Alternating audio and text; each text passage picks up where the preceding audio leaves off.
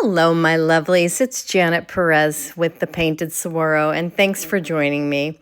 Today, I am with Paint Couture, and I'm showing you how I rejuvenated this old vintage cabinet that was really in horrible shape. It was filthy. It took me 3 days just to get it to the point where I could get this paint put on it. So sit back and watch me take it from drab to fab. I first created those little molds that you see in white there using the Capital Crafts resin, which is a quick set resin by Paint Couture, and glued those on using the Tight Bond wood glue. And then I painted it with this custom color that I love so much, which I make using Madagascar Mocha, some of our Iron Oxide Liquid Pigment, and some Firelight, which is that bright orange color that we have.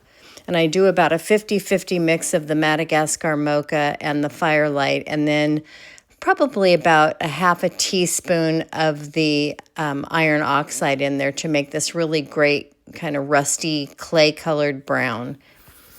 And now what I'm putting on is the duck egg blue, and then I'm adding Peacock here, and I'm just going to do sort of a blend on the doors. This piece was in such horrible shape. I really had initially thought that I wanted to just refurbish it and not paint it when I first saw it on Marketplace. But when I got it home, it was in really rough condition. It was missing trim, molding.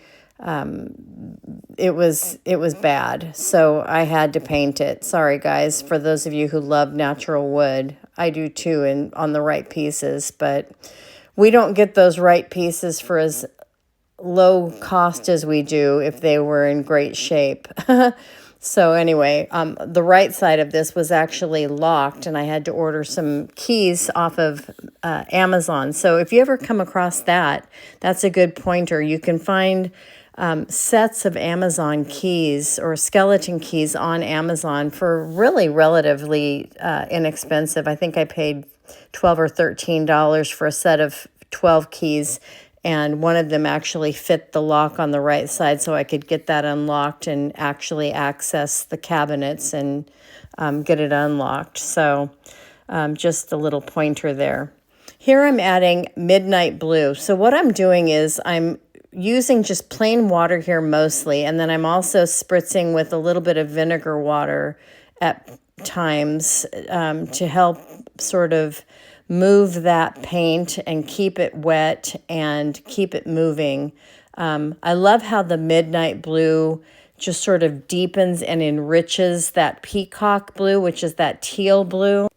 And you'll notice too, because I am using so much water and so much vinegar water on this piece, I'm making sure that I'm opening that cabinet door frequently and wiping up the excess water, because I don't want it to pool inside of the piece, and I don't want it to, create a stain on the inside, because I'm leaving the inside completely natural, because it's really in good shape on the inside.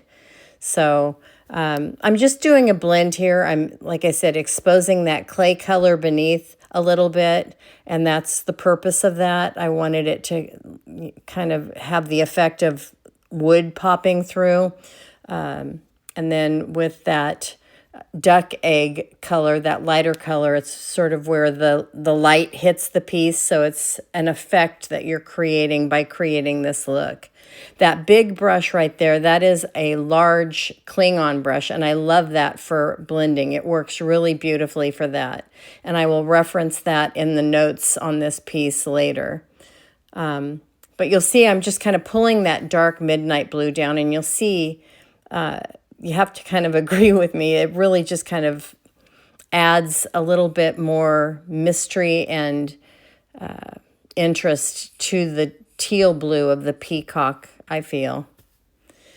So I just continue to work this, and then I'm going to go ahead and do the other side as well.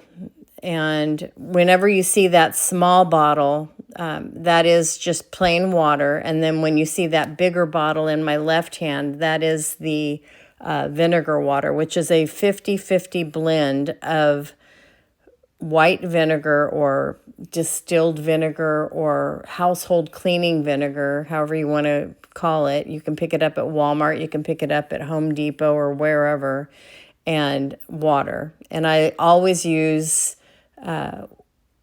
bottled water. I don't use tap water, especially because here where I live, the water here is very hard and it is loaded with chlorine and stuff. And I don't want that mixing with my paint, and I don't want it getting into on my piece, because it will affect how my paint adheres as well.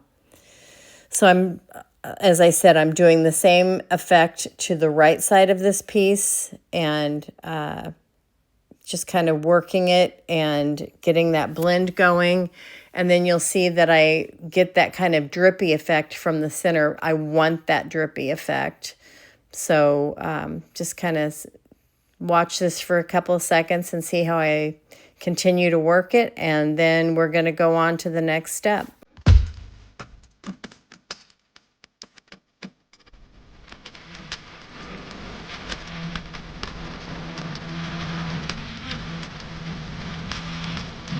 And again, you just keep working it until you're happy with it. As I say in all of my videos, you are the artist, and when you feel that it's done to your liking, that's when you put down the brush and you say, that's enough and I'm done. There's no right, there's no wrong. It's what you feel is good. You can see on the right side, you can see those brush strokes of the duck egg color. And of course, that's going to go away in just a second. I'm adding the dark midnight blue to the shadows to create that shadow effect in the ridges of this piece.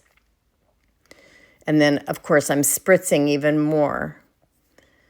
And then you'll see that I do another effect here in just a second, where I use that mister bottle and add some paint to it and dilute the paint with the mister bottle to add a different effect. And I do 2 different colors with that mister bottle. Now see, that's the vinegar water right there that I'm putting on. And what the vinegar water does is it just sort of breaks down the paint in a different way, in a different manner than just plain water does.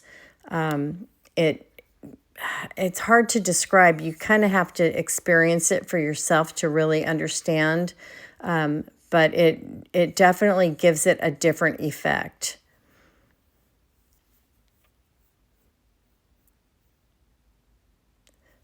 So here I'm just adding a little bit of that duck egg blue to those resin pieces there, just to kind of draw them out. I'm going to go and do a different highlight to them in a few minutes, but I just want to kind of make them pop a little bit better before I do the next step to those. Now you can see the drip effect coming into effect. I want this piece to look as old and battered, but not broken the way that it was when I received it. But I do want it to look aged and weathered and just like it's been around for a really long time. And that's the effect I'm going for here.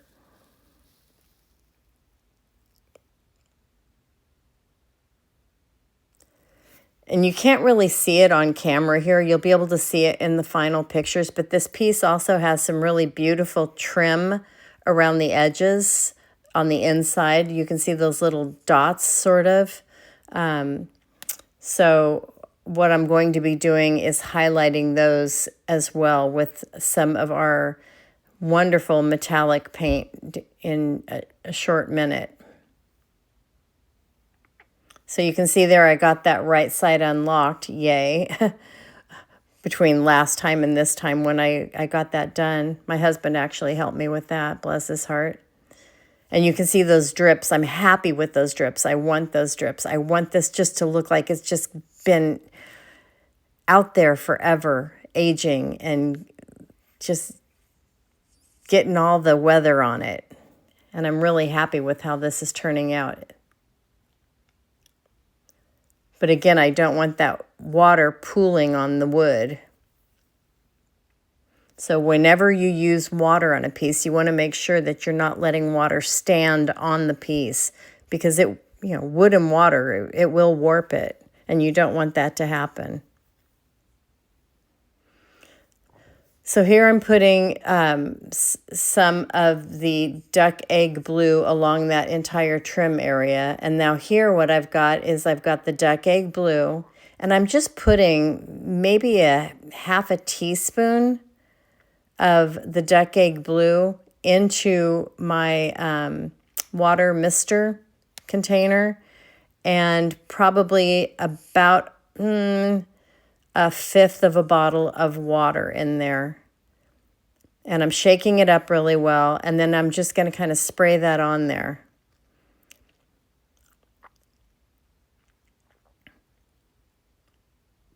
And don't get, it looks really horrible before it looks kind of cool. So don't get too freaked out here when you see this, because this isn't how it's going to look when it's done. But I just wanted to sort of get more of an effect on here. And when you're painting a creative piece like this, it's a lot of experimentation as well. And, try different things, because it is just paint. And if you want to try something and it doesn't work, you can cover it up with more paint. It's not like it's the end of the world. And because this is so watered down, if I didn't like it, I could just spritz plain water over it and wipe it back, and it would be no big deal. But unless you try something that you've never tried before, you're not going to know whether you like it or not, right? But I'm happy with this effect. It just gives it that extra little push. And you'll see I do the rust, the clay color on top of this to just add another dimension, another layer in the same effect. So I go and after I rinse the bottle out, after doing this layer, I'm going to rinse the bottle out, clean it really well, make sure that I get all of the paint water out of the hose of it and out of the nozzle. And then I'm going to, add the same amount of paint, the same amount of water, and put that in my mister bottle and do the same sort of thing, but probably not quite as much, you'll notice, because it's a darker color and I don't want to overdo it. But you can see, so there I go. So I've got the iron oxide, and I'm just kind of spraying that on with the water. Actually, what I did is I used the Iron Oxide Liquid Pigment. I used a little bit of pigment extender and water is what I used. And I wanted it to, as you can see here, I did it on the corners to sort of make it look like it was rusting away a little bit. And then I did it up higher as well, and like in the places where it would be rusting downward. And then I'm using my chip brush to sort of work it in and blend it out a little bit. And you guys know that my chip brush is my favorite tool sometimes, so it works really well for me. They're an inexpensive tool. You don't have to go and invest a whole bunch of money in a bunch of tools when you first start painting furniture. And I've been doing this a long time, and the chip brush is still one of my favorite go-tos when I'm painting a piece of furniture.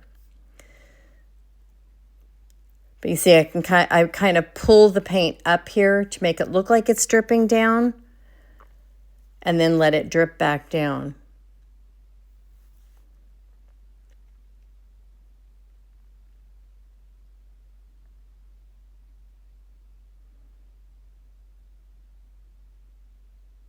And I go over those keyholes, which the hardware is going to go back on after everything's said and done. But I want to make sure that it just looks aged. You also want to think about like where the touch spots are on a cabinet door, and you want to make those look more aged as well. So you want to make sure that you're kind of, the wear spots, the worn spots, not wear, W-H-E-R-E, but wear, W-E-A-R.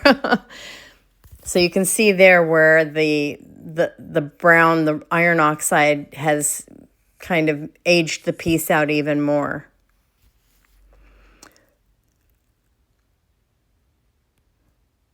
And I'm really loving how this is turning out. It's my new favorite piece, you guys, although every piece I do tends to turn into my new favorite piece until the next one I do. I have so much fun doing this, and I really enjoy it. So I hope you enjoy watching it, and I hope you always learn something when I share my work with you. It's my goal anyway. So you can see I'm adding some more of the iron oxide mixed with the pigment extender down at the bottom.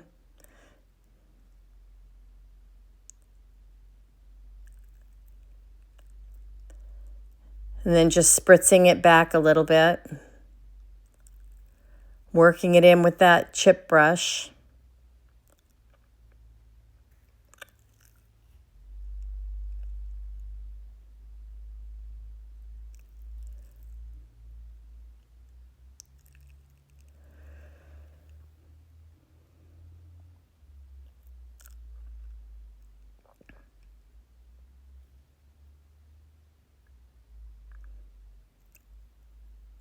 And we're almost done with this part. And you can see those drips still from the duck egg on the center of those cabinets. And I love that look on this. Like I said, most pieces I don't like drips on, but this piece, it really just works because it's just such a raunchy old looking piece. That's exactly what I was going for.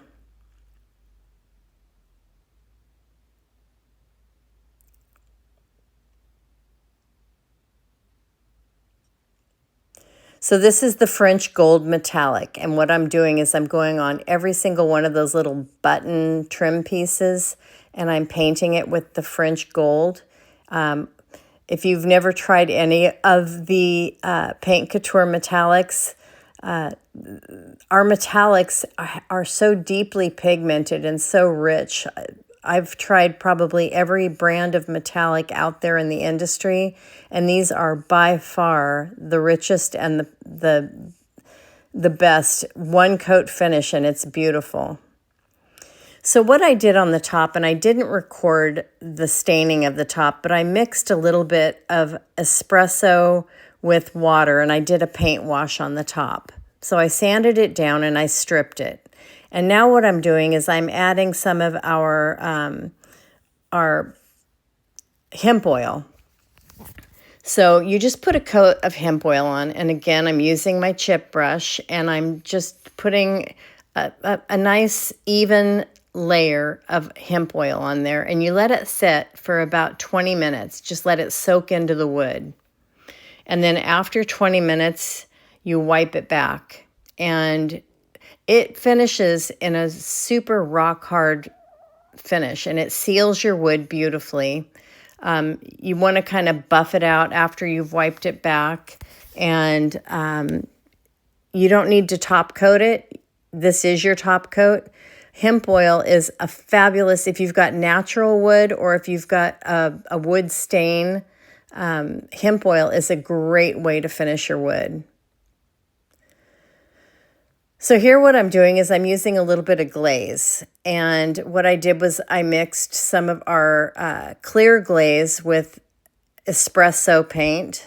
And I am just working it into all the details because I just wanted to age that out a little bit too, because the French gold, as beautiful as it is, just looked a little too new to me for this raunchy old rustic piece. So I'm just working that into all of the little cracks and crevices, and then I'm wiping it back, but I'm not wiping too hard because I want to leave it down in there, but I wanted to make sure that I got it wiped off of, you know, the overspill. So there's the before and there's the after. And I did the French gold on the feet, on the ball feet. I did the French gold on the hardware. That's the original hardware. And I love this piece. I think it turned out beautifully. So I'd love to hear what your thoughts are. Let me know in the comments, and I will see you next time. Thanks for joining me.